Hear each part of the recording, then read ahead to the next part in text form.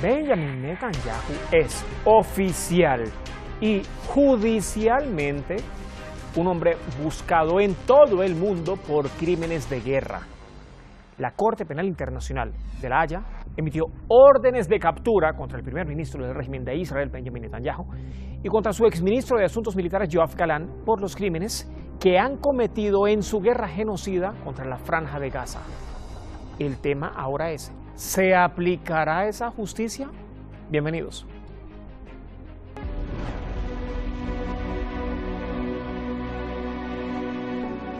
Criminales de guerra, responsables de crímenes de lesa humanidad. Ese es el dictamen de la Corte Penal Internacional por el genocidio del sionismo en la Franja de Gaza. La Corte emitió órdenes de captura contra Benjamin Netanyahu y su exministro de Asuntos Militares, Yoav Galán. La Sala tiene motivos razonables para creer que el señor Netanyahu y el señor Galán tienen cada uno responsabilidad penal como superiores civiles por el crimen de guerra de dirigir intencionadamente un ataque contra la población civil. Se le suma la inanición, según la Corte, como método de guerra, así como por crímenes de lesa humanidad de asesinato, persecución y otros actos inhumanos contra los gazatíes. Sus acciones han provocado la interrupción de la capacidad de las organizaciones humanitarias para suministrar alimentos y otros bienes esenciales a la población necesitada de Gaza. Ahora, tanto Netanyahu como Galán podrán ser detenidos si viajan a alguno de los más de 120 países que forman parte de la Corte Penal Internacional. Sin embargo, las implicaciones prácticas podrían ser limitadas, pues Israel y su principal aliado, Estados Unidos, no son miembros del tribunal. La señal de confianza. Con solo levantar una mano, Estados Unidos ha vuelto a vetar una resolución en el Consejo de Seguridad de la ONU para un cese el fuego en Gaza. Es el cuarto veto de Washington en 13 meses. El mensaje implícito: Israel, bajo el beneplácito de Occidente, sigue con la luz verde para masacrar a los gazatíes. En su haber ya tienen más de 140.000 asesinados encima. Hoy han asumido su plena responsabilidad por la muerte de decenas de miles de ciudadanos inocentes, la privación de refugiados, el sufrimiento de los retenidos y los palestinos detenidos ilegalmente. La obstrucción fría y cínica por parte de Estados Unidos de una simple exigencia del Consejo de Seguridad y salvar vidas humanas es un acto inconcebible e inhumano. El uso prolongado del veto por parte de Estados Unidos ha frustrado las esperanzas de supervivencia de la población de Gaza, empujándola aún más hacia la oscuridad y la desesperación. Cada momento quedará registrado en la historia y será juzgado por la historia. ¿Cuántas personas más tienen que morir antes que Estados Unidos se despierte de su sueño fingido? El veto fue condenado por la resistencia palestina. Hamás llamó a Washington un socio directo en la agresión israelí y responsable de la guerra genocida y la limpieza étnica de los palestinos.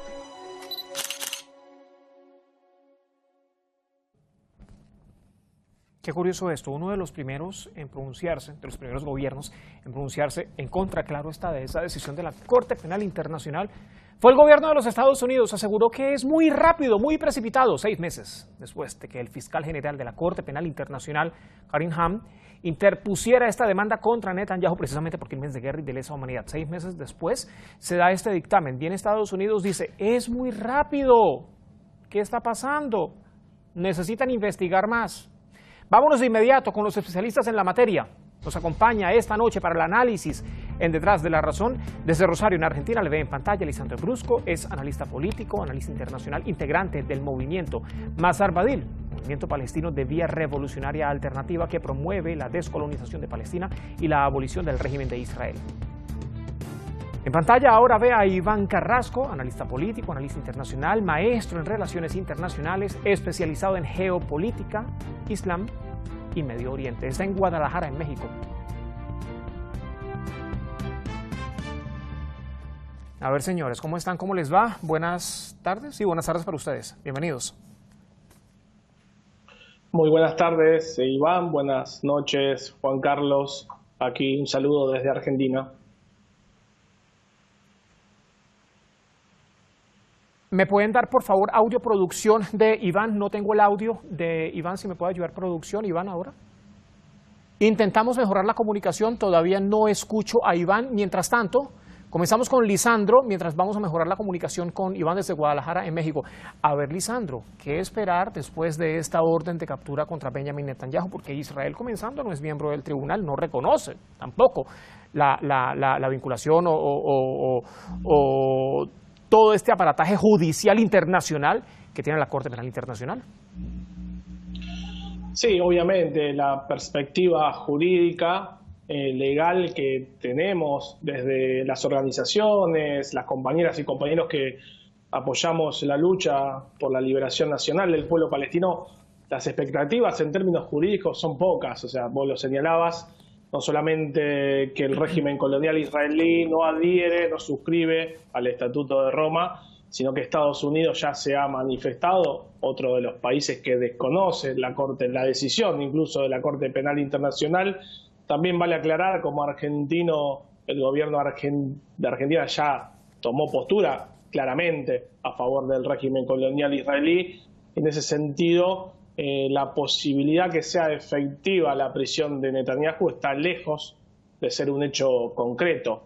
Sí, por otro lado, esto lo que hace es instalar en los medios de comunicación, en la discusión en la sociedad civil, en las organizaciones de derechos humanos, es visibilizar y mostrar esta realidad de lo que es Netanyahu, todo su gabinete, incluso también el régimen acá, que no caiga la acusación de delitos de lesa humanidad, de crímenes de guerra, solamente sobre el actual gobierno, sino que esto es un régimen que viene cometiendo un genocidio hace más de 70 años, pero sí nos posibilita a los movimientos sociales, a los comunicadores populares señalar. Y sí que hay testigos, o sea, no solamente lo que vemos diariamente en muchos medios de comunicación no occidentales, sino también los testimonios de que también señalaba el informe de muchas organizaciones humanitarias, organizaciones como Médicos Sin Fronteras, bueno, la propia Naciones Unidas y los testimonios de sus trabajadores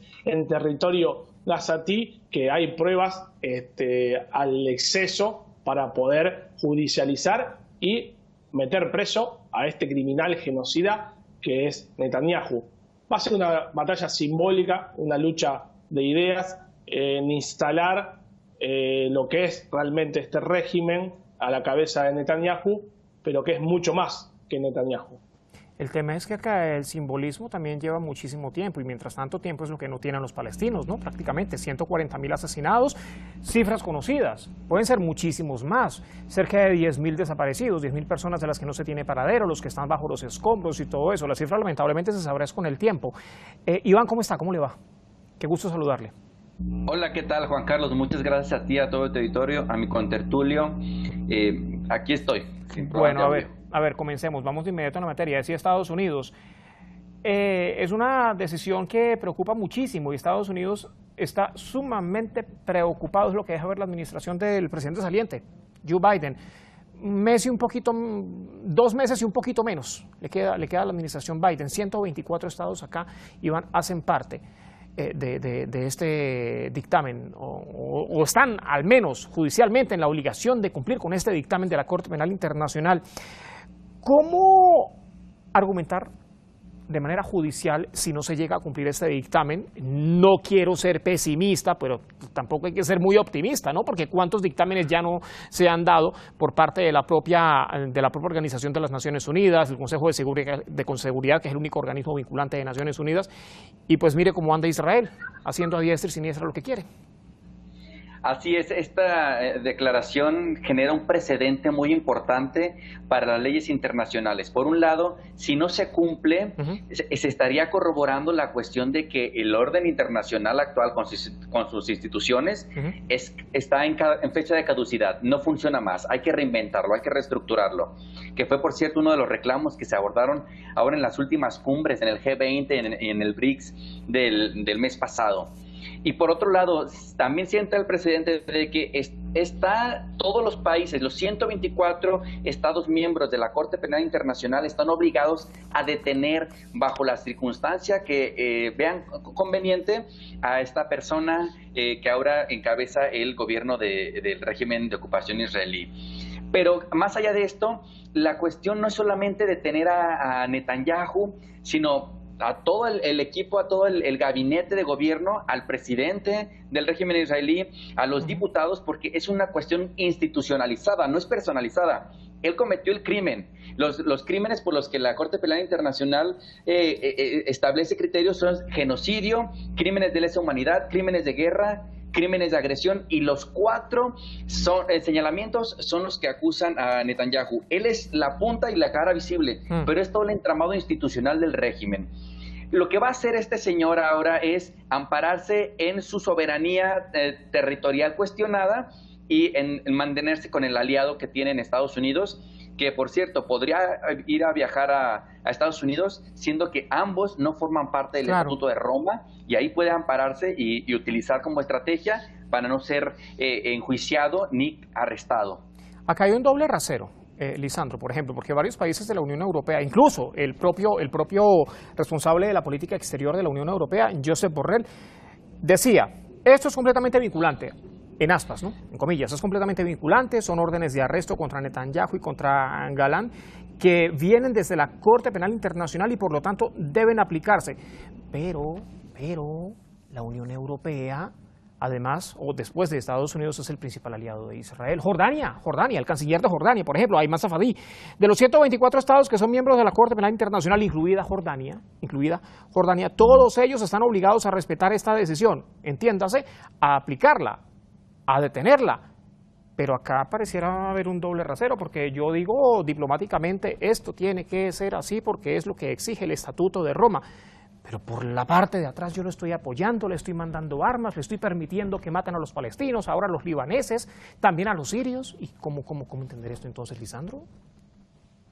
Sí, tal cual, es lo que señalás vos, también lo señalaba Iván, me parece muy importante esto de marcar que un posible escenario que va a ser, si se quiere, no hace falta tampoco, digamos, tener una bola de cristal para pensar en ese futuro posible, que no va a pasar nada y que, como decía Iván, va a caer en crisis, no en crisis, sino que se va a visibilizar la verdadera cara de estas instituciones internacionales que están lejos de solucionar los problemas reales de los pueblos, ¿sí? Desde la propia creación, siempre repetimos, la creación de este ente genocida, criminal, que es el Estado de Israel, fue producto de Naciones Unidas, digamos, y en ese sentido siempre, más allá de los matices, en determinados momentos históricos, sobre todo con gran fortaleza en su época de los países no alineados, digo que había resoluciones más favorables al pueblo palestino, pero en realidad siempre lo que han garantizado no solamente la institución Naciones Unidas, sino los países que componen estas instituciones, es darle legitimidad a la entidad sionista, legitimidad a partir del comercio, a partir de los acuerdos culturales, de los acuerdos ciudadanos, digo, cuántos migrantes hay de un lado para otro con doble ciudadanía, cuántos soldados de distintos países, soldados criminales de distintos países que hoy están en territorio palestino masacrando al pueblo palestino, digo, también esperemos que la movilización popular, que las organizaciones, que los medios alternativos y comunitarios y populares podamos también denunciar esto, el rol cómplice de muchos países, incluso de muchos países que tienen el tupé de incluso denunciar los crímenes que comete el Estado de Israel, después realizan acuerdos de todo tipo, digamos, eso está más que claro. Me parece que va a ir por ahí, que no va a haber una condena, que va a seguir con la política de doble rasero, con la política de normalización de muchos países con el ente genocida, y que lo que va a tirar de la balanza en realidad va a ser la lucha de los movimientos populares, la resistencia armada del pueblo palestino, del pueblo yemení, del pueblo libanés, en Siria, en Irak, que siguen realmente combatiendo al régimen colonial, y de nuestro lado, de Occidente o del otro lado del charco, acá de México, Argentina, digo, las políticas de boicot, desinversión y sanción, me parece que va por ahí, que sirva esto para instalar un tema, para de denunciar al régimen colonial como genocida y que los movimientos populares tomemos, por ejemplo, viene Netanyahu a Argentina, Milei obviamente no va a llamar a que lo detengan, pero sí la movilización popular puede hacer al menos denunciarlo y que se visibilice y que no tenga una visita grata en nuestro territorio, digo, un escenario ejemplo, digo, Estados Unidos va a poder ir, incluso a Argentina también. Claro, a ver, Iván, mira, hay información en desarrollo. El ministro de Asuntos Exteriores de Israel, Gideon Sa'ar, dice que ha dado instrucciones a los embajadores israelíes. Atención a esto porque a eso quiero llegar porque aparecen amenazas, para que actúen contra los países alrededor del mundo que opten por honrar lo que él califica es una decisión escandalosa, la decisión de la Corte Penal Internacional. ¿Estamos hablando de amenazas? A ver, que yo no había escuchado en ningún momento que un gobierno le dijera a sus representantes diplomáticos alrededor del mundo actuar contra países. Esto suena a amenaza, y de ser así, a ver, ¿qué tan peligroso podría ser esto? Así es, las embajadas alrededor del mundo del régimen israelí actúan, por supuesto, como voceros oficiales, y en el caso de América Latina, recién del 7 de octubre, estableció un gran regaño a todos los presidentes, olvidándose que ellos son solamente representantes de una autoridad, pero que no tienen mando sobre las soberanías nacionales. Esta decisión de hacer que las embajadas actúen como voceros a contraderecho demuestra nuevamente de qué está hecho el régimen y cómo está dispuesto a burlar toda soberanía. Ya no solamente la palestina, la libanesa, la siria, a nivel regional, sino a nivel mundial. Es un escándalo superior de mandar a sus embajadores a que pongan freno a la soberanía de cada nación y de cada estado. Es una burla absoluta al derecho internacional y al derecho de la civilización por parte de un estado que no se precia de serlo, por supuesto, porque no tiene el reconocimiento más que de un muy limitado número de países. Entonces sí lo veo como una cuestión de va a utilizar el recurso que a menudo suele utilizar del antisemitismo, de desconocer a las instituciones. Ya lo está utilizando. Exactamente. Sí. Así es. Una ventaja o un aire que da esto es que la Unión Europea ha pedido la implementación y el respeto. Pero no olvidemos también el doble rasero de la Unión Europea, que actúa a espaldas de lo que dice Estados Unidos, y si Estados Unidos en este momento está dando toda la complicidad y todo el espaldarazo a Israel, bueno, pues no se va a hacer mucho en esta materia. Lo que sí debe de tener cuidado cada nación y cada estado con sus embajadores, o bien romper relaciones absolutas con el régimen israelí, o bien llamar una nota diplomática para evitar que ellos excedan sus facultades y las decisiones que vayan a tomar. Claro, porque a ver, en términos diplomáticos, esta debería ser, digamos, la orden a seguir, para que lo entienda nuestra audiencia en América Latina, en el mundo de habla hispana. Aquí, prácticamente, se le están tirando, o se le está queriendo, no, ya se le ordenó más bien, a los pájaros que le tiran a las escopetas, para entenderlo en el lenguaje coloquial, de alguna u otra manera. Lisandro, a ver, veníamos hablando de toda la acción que puede hacer, ¿no? Movimientos sociales como el de Mazarbadil, diferentes organizaciones de activistas y todo esto alrededor del mundo. Pero entonces, acá hay un tema sumamente complejo y es que puede pasar, ¿no? con la justicia internacional. ¿A qué se atiene uno entonces? ¿A qué se pueden atener, las poblaciones vulneradas, las poblaciones minoritarias, si esta orden, por ejemplo, queda en el aire? ¿A quién acudir? ¿Quién ampara? Sí, a los pueblos. La respuesta, a los propios pueblos y a las organizaciones que vayamos construyendo en esta lucha, no solamente en este caso contra el régimen colonial israelí, sino contra el imperialismo todos lados. Es lo que hacemos también, en Argentina. A los pueblos, como te dije antes, nunca realmente han tenido a estas instituciones internacionales creadas de una forma totalmente antidemocrática. Tengamos en cuenta también lo del veto en el Consejo de Seguridad, algo tan vetusto, tan antidemocrático, y dice ser la institución que representa al orden mundial. Me parece que no tenemos que depender, que tenemos que tener la imaginación de construir nuevas instituciones a partir de la lucha, a partir de los gobiernos populares, obviamente, Digo, en la América Latina tuvimos el ejemplo y lo tenemos todavía del ALBA, los movimientos sociales también que se incluyen dentro de esa experiencia.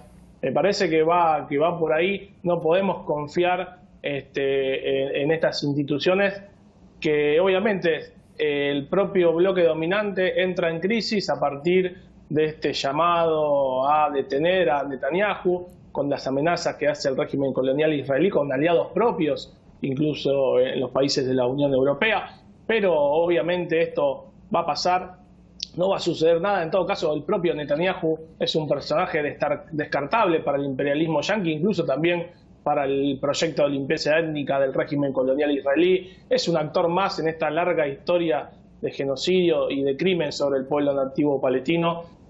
Así que en ese sentido, posiblemente también podamos ver a futuro que lo metan preso, pero ¿y qué va a pasar? ¿Va a haber dos estados? ¿Va a seguir existiendo este régimen colonial israelí? ¿El pueblo palestino va a tener el derecho a la soberanía sobre su territorio desde el río hasta el mar? Nosotros tenemos que seguir instalando lo que hizo la resistencia palestina, que vamos a reconocer una sola Palestina desde el río hasta el mar. No vamos a reconocer un régimen colonial israelí, y ese es el camino, ¿sí? Si esto sirve para dar esa lucha, la daremos, pero que los pueblos no reconozcamos y no tengamos expectativas en estas instituciones, porque nunca han hecho nada, sino que todo lo contrario, lo que han garantizado es la legitimidad de los regímenes coloniales, asesinos, incluso, bueno, como señalé antes, la impunidad de Estados Unidos de hacer lo que quiere. Me queda poco tiempo, lamentablemente, Lisandro. Iván, brevemente, ¿para dónde va Estados Unidos? Hablando diplomáticamente, ¿no? Estados Unidos, no la administración de Joe Biden. ¿Cuánto le queda? Menos de 2 meses, 1 mes y 30 días prácticamente a la administración de Joe Biden. ¿Para dónde va Estados Unidos diplomáticamente, aún tratando de taparle los crímenes a Israel? Tratando de taparle todo el genocidio que comete en la Franja de Gaza, en el Líbano y las agresiones contra Siria, en toda la región de Asia Occidental. La política estadounidense hacia Israel es institucional y no obedece a un presidente a otro. Unos presidentes dan un arma, otros dan 2 armas, pero los dos dan armas. Y eso se quedó muy claro en el debate, se quedó muy claro en las posiciones de cada uno de los candidatos. Lo que vamos a ver en este último momento es un intento por recuperar el tiempo perdido por parte de Joe Biden, acelerar la encrucijada hacia los palestinos, dejar lo más que se pueda el camino limpio para una negociación que le va a tocar a Donald Trump, pero esa negociación va a ser en perjuicio de los palestinos y a favor del régimen israelí, que son cómplices, que es lo mismo. Es más, ya no se distingue quién obedece a quién, si Israel a Estados Unidos o Estados Unidos a Israel. Aquí quiero hacer eco a lo que comenta Lisandro. El único reducto que podría evitar algo son los pueblos, porque los gobiernos están maniatados por acuerdos comerciales, por compromisos establecidos, por una tipo injerencia internacional, aunque ya en declive, pues permanecen atados. Los pueblos son la única espacio de acción que pueden estar interactuando para recuperar el espacio que se perdió y el territorio que se ha perdido. No olvidemos que las instancias coloniales tienen fecha de caducidad y estamos en la antesala de la caducidad del momento colonial del régimen israelí. Entonces, lo que vamos a ver a continuación con la entrada de Donald Trump, que ya estamos a escaso tiempo de hacerlo, es una intención de profundizar la colonización.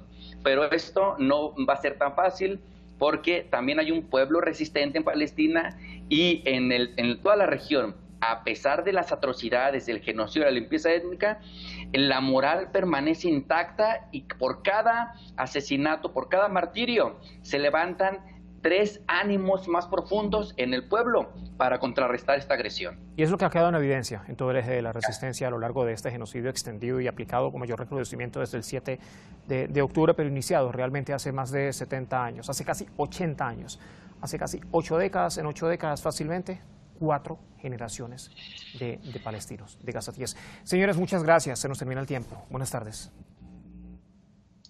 Buenas tardes, Juan Carlos, buenas tardes, Iván. Hasta la próxima, que estén muy bien. También ocurría hoy en Estados Unidos el Senado de mayoría republicana, ya les voy a decir por qué la importancia de que sea republicano en función de este tema. Rechazó una propuesta que habían hecho hace solamente un día el senador Bernie Sanders para bloquear los envíos de armas a Israel, poco después de que Washington vetara hace menos de 24 horas la resolución del Consejo de Seguridad de las Naciones Unidas que pedía un alto el fuego inmediato en Gaza. El Senado es de mayoría republicana, el mismo partido de Donald Trump, el presidente que asume funciones el próximo 20 de enero. Ya nos deja ver esto, un adelanto de cómo será la administración Trump para con el régimen de Israel. Gracias por acompañarnos. Recuerde que si usted lo permite, nos vemos mañana.